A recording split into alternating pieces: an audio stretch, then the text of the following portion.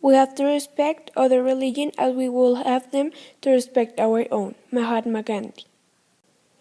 Any religion's belief must be respected or at least should not be cause of discrimination. The different religions are like the different kitchens.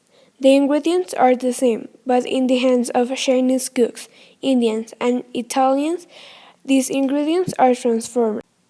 They smell, they know, and they appear very different, but all serve to satisfy the hunger similarly, love and truth from the point of view of Christian religious, Hindus, Muslim, and other may seem different. But if we practice it in a sincere way, all of them can make emerge a transformation or at least can make peace and equality. However, to the one who doesn't work but trusts God, who justifies the ungodly. Romans 4:5. Respect others. Respect their religion. Not everyone has to think like you. Respect is not so hard.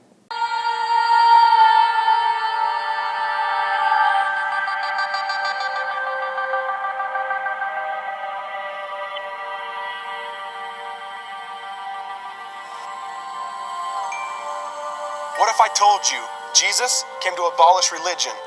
What if I told you voting Republican really wasn't his mission? What if I told you Republican doesn't automatically mean Christian, and just because you call some people blind doesn't automatically give you vision? I mean, if religion is so great, why has it started so many wars? Why does it build huge churches but fails to feed the poor? Tell single moms God doesn't love them if they've ever had a divorce, but in the Old Testament, God actually calls religious people whores. Religion might preach grace, but another thing they practice. Tend to ridicule God's people, they did it to John the Baptist. They can't fix their problems, and so they just mask it, not realizing religion's like spraying perfume on a casket. See, the problem with religion is it never gets to the core.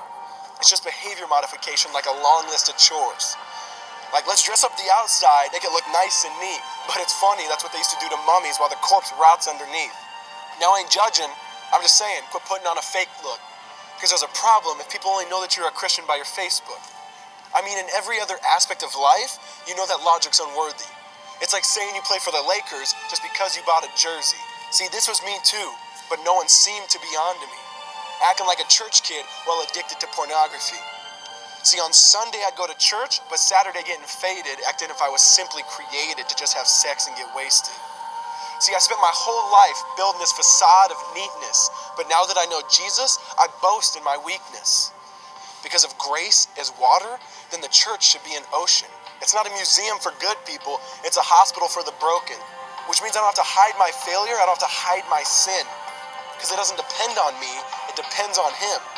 See, because when I was God's enemy, and certainly not a fan, He looked down and said, I want that man. Which is why Jesus hated religion, and for it He called them fools. Don't you see so much better than just following some rules? Now let me clarify. I love the church, I love the Bible, and yes, I believe in sin. But if Jesus came to your church, would they actually let Him in? See, remember He was called a glutton and a drunkard by religious men. But the Son of God never supports self-righteousness, not now, not then. Now back to the point, one thing is vital to mention.